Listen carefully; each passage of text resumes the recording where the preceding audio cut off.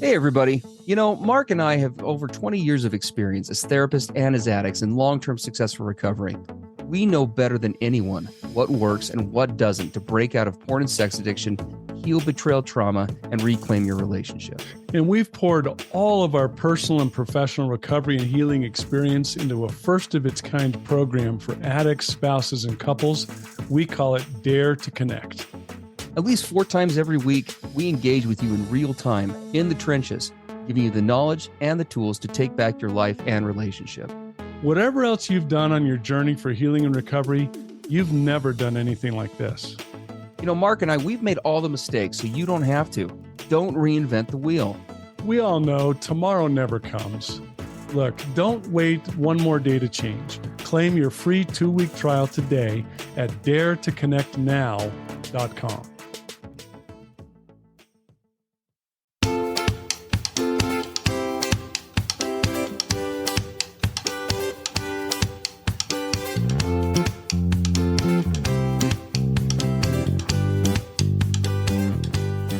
Hey, everybody. I'm Steve Moore. And I'm Mark Castleman. We know the pain and heartbreak of porn and sex addiction. And we know the triumph of breaking completely free. Every day, we help our clients find hope and healing. Join us in the fight to take back your life, your marriage, and be stronger than ever. This is the PBSE Squared Podcast.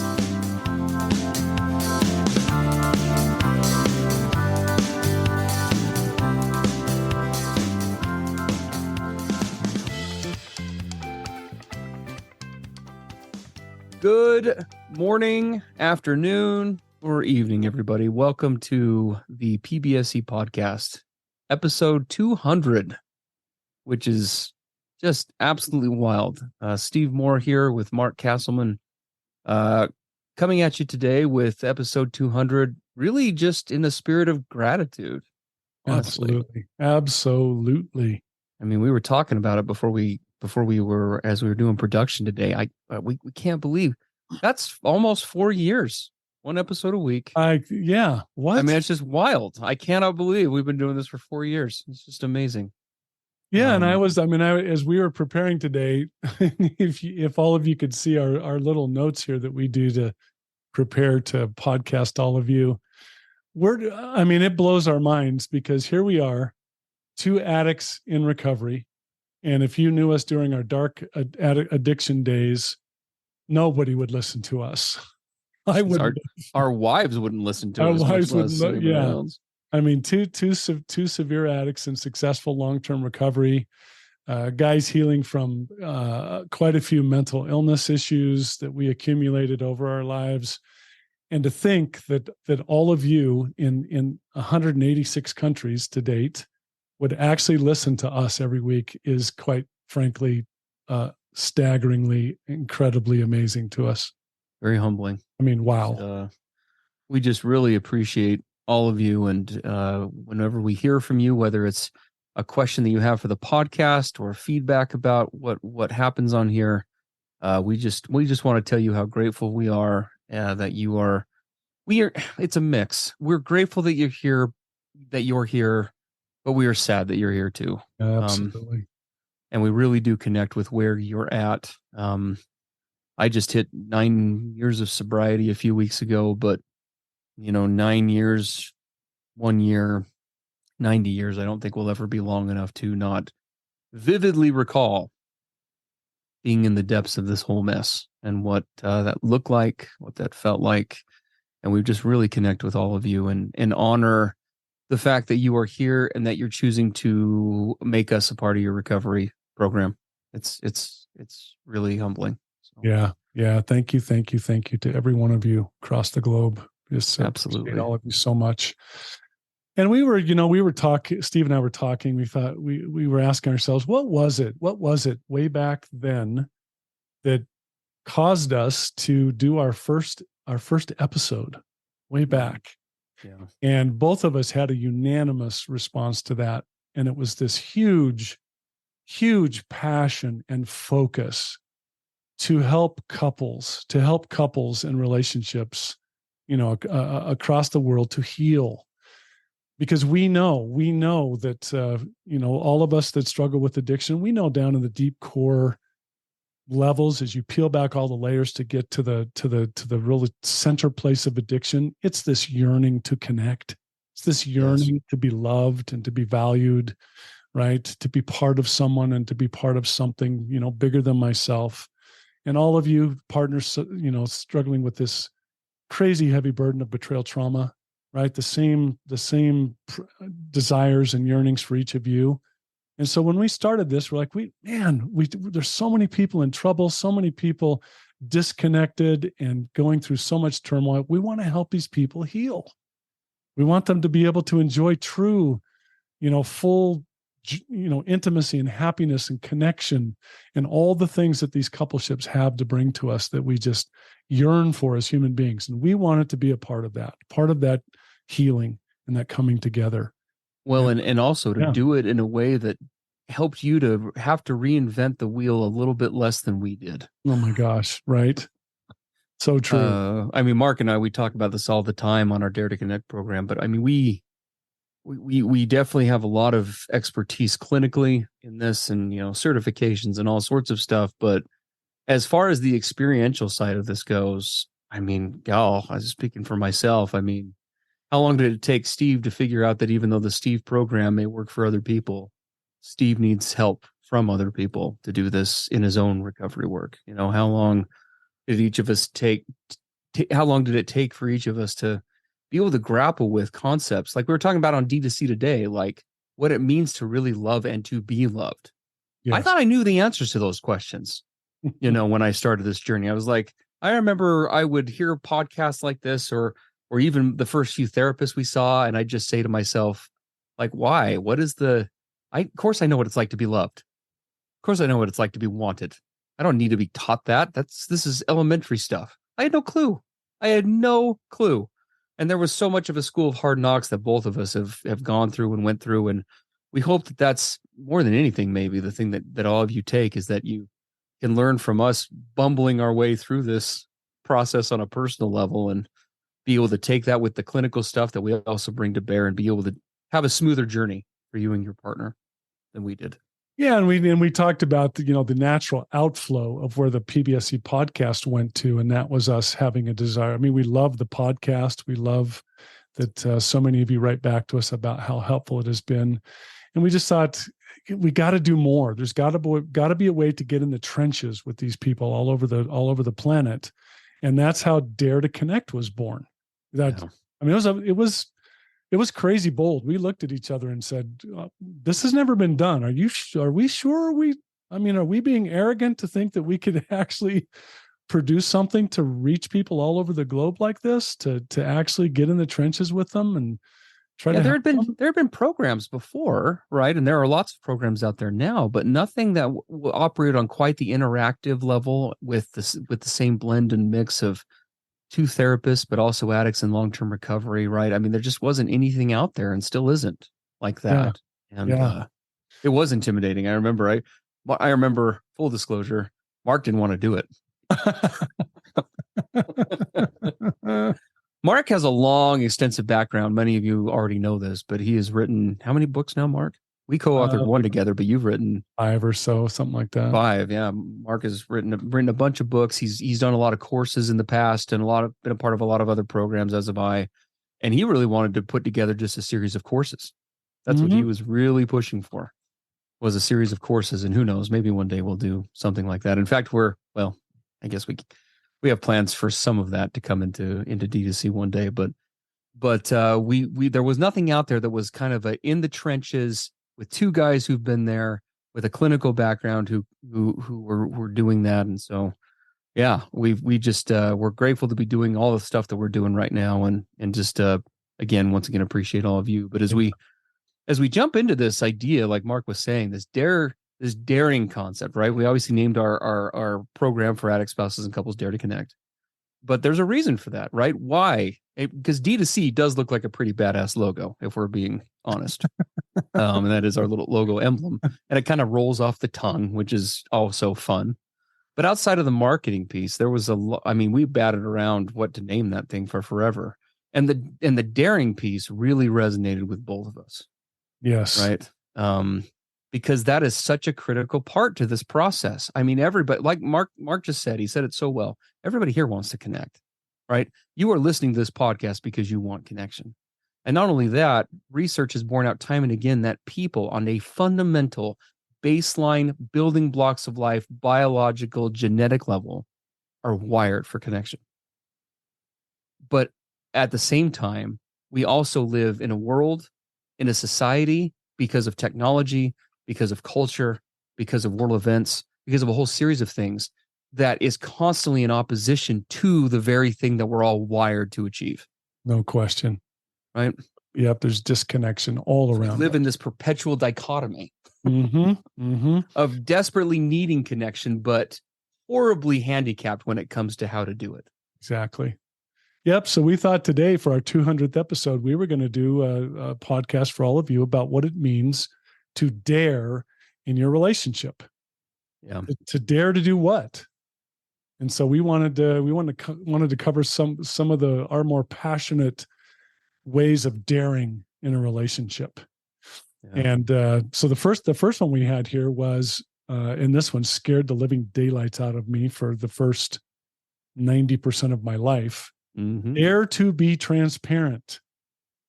And I lived just the opposite for decades and decades. I learned that it wasn't safe to be transparent. I learned that if you truly showed your authentic self and you were basically just a glass see-through house, that things did not go well. If you wanted to please others, if you wanted to be well thought of, if you wanted to be liked, if you wanted to get along, if you wanted to do all these things that are so essential to your self-esteem and to making your way in the world, you do not be transparent. And so when we're trying to heal a relationship and come together as a couple, we have to learn to dare to be transparent. And we know that it is scary as heck. Yes. And even knowing how to do it is difficult, right? Because it wasn't taught to us. We learned to put on masks and pretenses and to put on an act and, be something that we weren't. All of those things. Now we're saying, dare to be transparent in your coupleship. Yeah. Well, and as all of you know from listening to the podcast, connection happens from the top down, and this transparency and then expanding on that, the next bullet point, the vulnerability piece, being vulnerable, daring to be vulnerable. I mean, what hard concepts, because, for the addicts that we work with, for the partners that we work with, for those of you who listen to our podcast, we know that these two concepts are hard on multiple levels. Both addicts and partners have multiple barriers to being able to do this. And one of the biggest ones is because for different reasons, we're living so much in a survival state rather than a thriving state. Mm-hmm. We don't really even know what those look like. We're trying to get along day to day. We're lacking the capacity for the insight, the mindfulness required to even do that with ourselves in some cases, because we are so in the trenches of just like, how do I keep my marriage together this week? Right? How do I, if you're an addict, that's what I oftentimes would ask myself. If you were my wife, Brittany, how do I not upset him and somehow not have a fight today? Yeah. How do I do that? Yep. Right. And so just taking the steps to be so daring to do those things is huge, and is a journey all of itself. Humility, right? That's one. Daring to be humble. What would we say about that? Well, and I think, when you and I, when we were talking about having be humble as part of this list, one of my concerns was that the word humble would be misinterpreted, because it's so often used as a religious term. It's in the religious culture. Yeah. And I'll tell you what be humble means for me. And this was such a crazy. So I thought that playing the victim was being humble for the longest time, right? Woe is me. Mark's, he's just a poor little pathetic addict loser, mentally ill, piece of garbage. And I would just sort of, get on the ground and curl up in the fetal position. And, what you call, Steve, going to Eeyore mode. Mm-hmm. Winnie the Pooh, right? The little Eeyore, the little donkey. So it's okay. Nothing ever works out anyway. that whole thing. And I thought that if I really flogged myself and beat myself to pieces and let other people do the same thing, I was humble. I had to learn through very, very hard experience that was actually a form of arrogance. And I know that, and people, well, wait, what? Arrogant? How is being humble? How was that arrogant? I'll tell you why. Every single time life would hit Mark, guess what Mark would do? Mark would respond by doing it his way, my way, all by myself, my solutions, my approaches, right? I know what's needed to make me feel better, which was often addiction, unfortunately. Going stoic, closing myself off, becoming isolated. It was always my way. There was no way that I was going to reach out and open myself to the help of others, to a higher power, to anything outside of me. It was all about me. And that was the opposite of humility, right? Humility says, I'm powerless over all this. I cannot do this by myself. I've got to have outside help, something bigger, more powerful, higher than me. And I'm going to open myself to that. Yeah. That's humility. Well, and the other thing that comes to mind to me for humility is I growing up in the religious culture that I grew up in, not the doctrine. The doctrine didn't cause these issues for me, but the culture taught me that being humble meant that you couldn't be proud of yourself. That you couldn't take like healthy pride in yourself and be able to look at yourself as a good person, right? It meant you kind of had to denigrate yourself to everybody else, right? Mm-hmm. Like if somebody gave you a compliment, like it wasn't okay just to say, thanks, I really appreciate it. I thought I did a good job too. It always had to be like, oh, no, this other person did way better than me, or whatever the case may be. Right. And so as an addict, right. But I needed that need to be validated. And so how would Steve show up? Probably like many of you addicts show up on those extremes of either Eeyore mode, shame mode, or leading out with my ego and pride, and everyone else is the problem. I'm the man, and you all can just get in line because, I know what I'm talking about. And if you don't like it, there's the door. Right. Never, ever hitting that next stage, which is the next thing on our list, that place of healthy accountability or account-ableness, as Mark puts it. Yes, I am able to account for my choices. I'm able to account for my decisions. I'm able to account for anything and everything that is an authentic part of myself. The good, the bad, the ugly, the in-between, all of it. Mm-hmm. I am account able. Yeah, here's what happened. Here's what I did. Yeah, that wasn't a very good choice. I'm sorry about that. Let me give an accounting of what happened and what led to that, why I got involved, and what I'm going to do going forward. Right? Or yeah, that was really successful. I'm going to give an accounting of that as well. How I did good and why that came about. Why I want to do more of that. Right?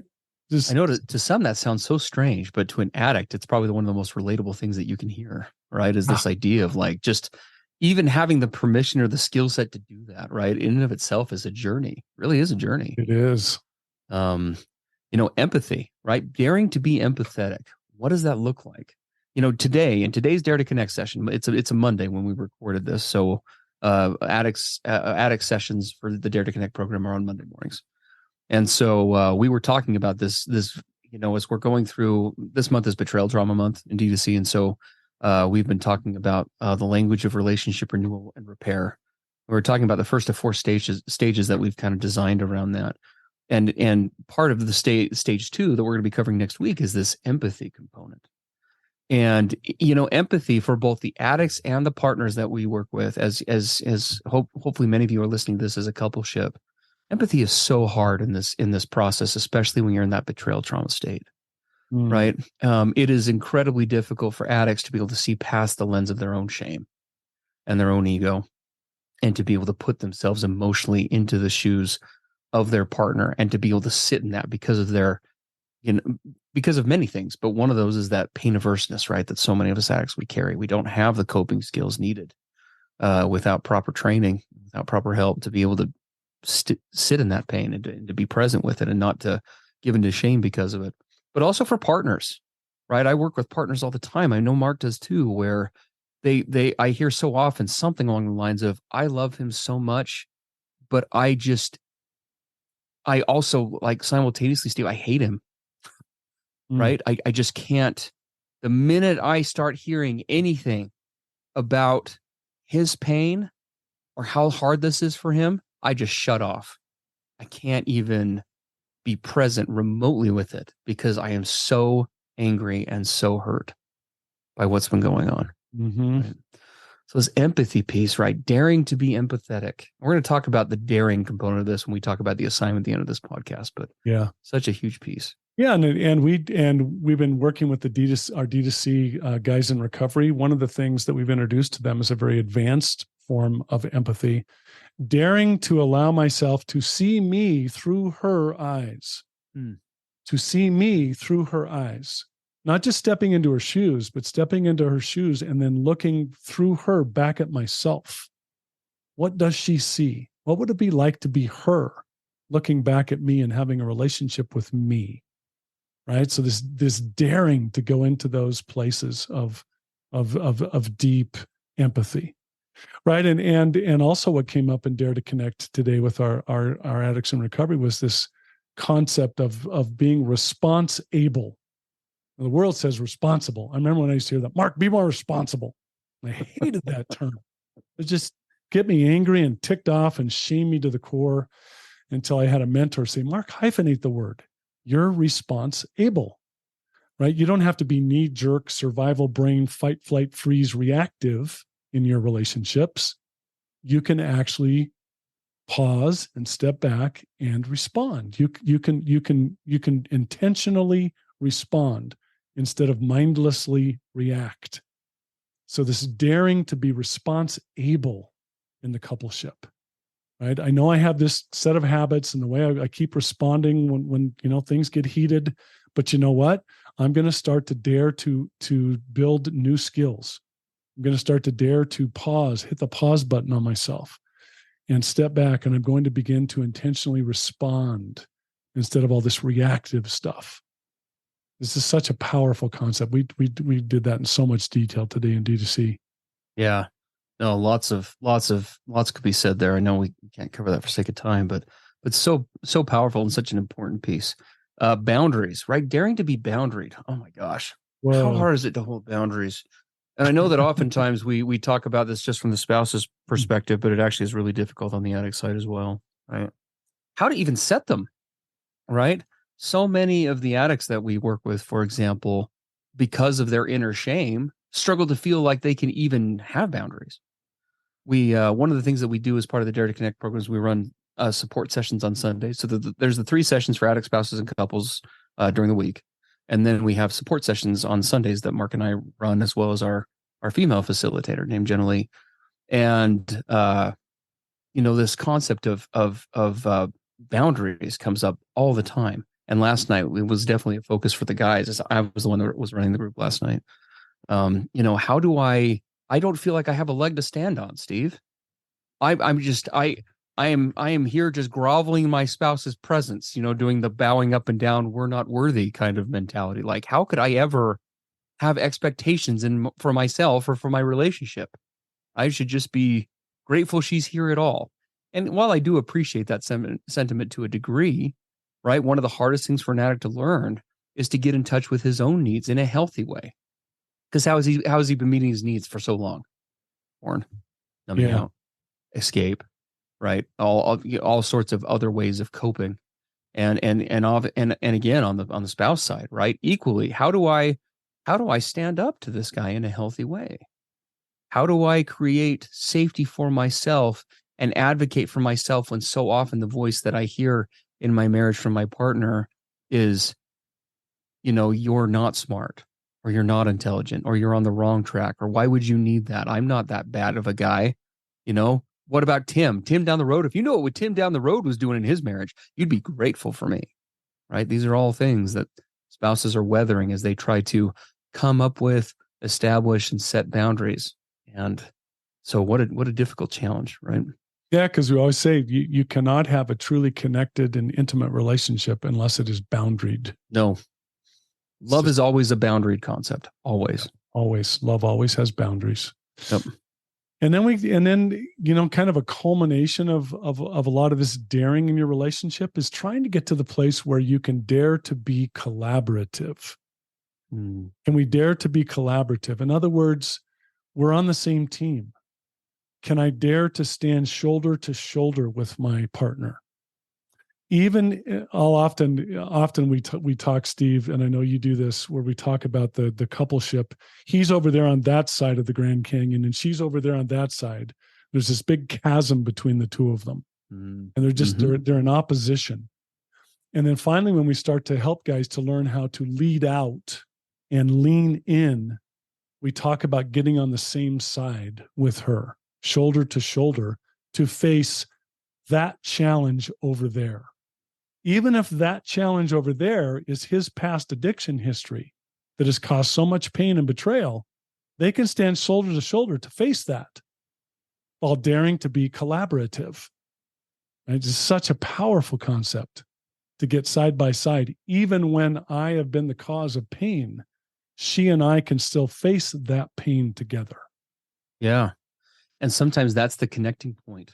Right. Sometimes that's the only thing. Such was the case in my marriage. There was a point where that's the only thing we could connect on, was the fact that we were both hurting and both scared this marriage was done.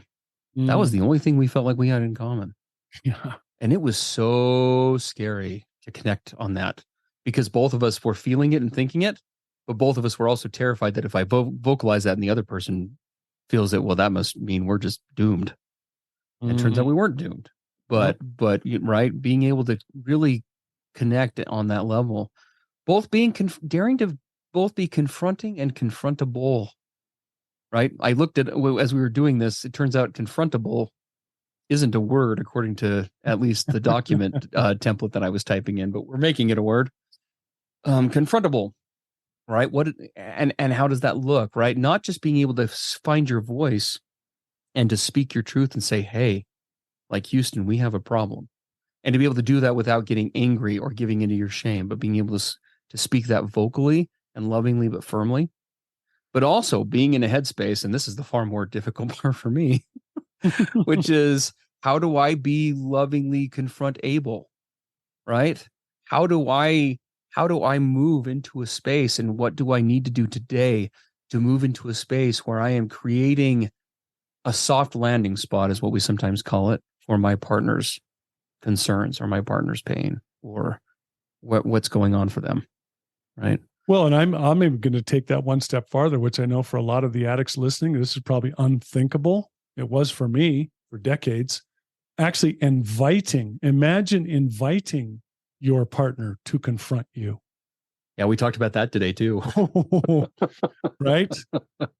And wanting to hear the feedback, wanting to hear her true feelings, wanting to create the environment where she feels safe enough to speak her truth. And God forbid I would even say this, being grateful that she would have the honesty and the transparency and authenticity to tell me what she really thinks. Yeah. Right? Absolutely. I mean, 100% agree with that. I mean, there's just so much there to that skill set, right? And then the last one, and we'll keep this brief because I do want to say a few things about this. We want to leave this on a solution-focused topic and not just cover these, is daring to be intimate, right? When most people hear intimate, and especially outside of the recovery or emotional vulnerability world, what they think of is sex. And sex is definitely a huge, awesome, amazing part of that. As I say all the time in Dare to Connect, orgasms can do and always will rock for all time. But what else does that mean?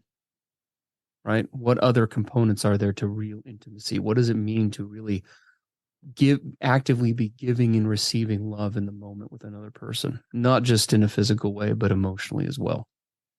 Yeah, right? because all the daring we've talked about, every one of the daring points we've covered today in this podcast, aren't they all trying to lead us to this last one, which is, I want to be intimate. I want to let you see into me. I want to see into you, see into us. I want intimacy. Right? I want us to share and be close and be authentic and vulnerable and open books at a level that is just breathtaking. Right? I want intimacy. And that's the ultimate goal. When we talk about dare to connect, what we're really saying is dare to be intimate. Yeah. There's so many aspects to that, but that is the place we're trying to get to step by step, right? Dare by dare. We're trying to become just a little bit more open, a little bit more close, a little bit more collaborative, a little bit more humble and vulnerable and transparent. All the things that we've talked about, trying to get us to this place of intimate connection. So we've given you these topics. Let's finish this up because we're already way over time. I know our last couple of podcasts have been gigantonormous. So, what does it mean? What does this daring piece mean? We've talked about the concepts. We've talked about the areas to do it, and what does it actually look like? Right? What are the boots on the ground? What is the actual doing this in real time look like?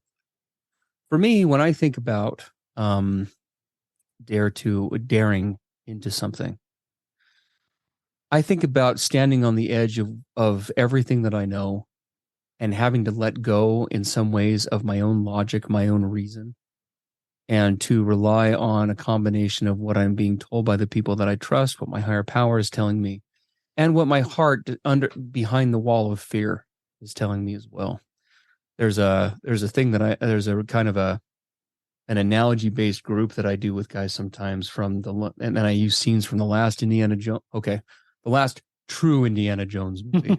All those new ones are not real Indiana Jones movies. But in The Last Crusade, there's a scene at the end where Indiana Jones is going to go grab the mythical Holy Grail, and he's faced two other trials, and he's facing the last one, and he's standing over this chasm that is like probably 40, 50 feet wide, in a position that with no way to cross, no overhangs to move over. And all he has to go off of is a clue in his father's journal about how to get across from this. And it basically says, leap from the lion's head. There's a lion statue sitting right there. And he sits there and you watch him. Harrison Ford does a great job with the acting because he's looking at it and you can see his logic working. He's like, this is impossible, right? He's an archaeologist by trade. He's educated. He's like, this is impossible. Nobody can jump this. And then he pauses and he hears his dad cry out in pain. Because if you've seen the movie, you know that his dad's been shot. And he's several hundred yards back down the hallway past the other two trials. And his dad's friend says, hey, you have to hurry, and the only thing that's going to save him is this grail. And so Indiana Jones, you see, again, Harrison Ford just kills this acting job. He just kind of rolls his eyes and he screws up his courage. He sets aside everything that he's ever known and everything that his logical training tells him as a professor. And his whip and gun can't get him out of. He puts his foot out, wearing loafers, because for some reason he wore loafers in all the shows, and he just goes out and steps into the void. And then he lands on what is somehow this well-concealed path that is meant to look like the cliff face. Don't ask me how that's done. But it's such a powerful scene because that's what I think of when I think of daring, right? It's looking past all these things that you know into the eyes of something that just sounds crazy illogical. And for everyone that looks a little bit different. For an addict, that might be like what Mark just described. I am scared shitless right now. The thought of looking at you and saying, can you tell me more about your pain, honey? After you've just been telling me and you're in agony right now, can you help me to better understand it? That may feel like the void for you today. That's where you lead into the void. And you say, this is scary for me, but I want to understand your pain better. I need to understand it if I'm going to help make our marriage better. For the spouse, right? Maybe that looks like something different, but that to me is what daring means. Yeah. So our assignment to all of you, as you listen to all these areas of daring, we would encourage you to choose one or two. What one or two things we've talked about today could you really benefit personally and in your relationship if you dared to actually begin to step into the void and to embrace it and to start practicing with it and living it?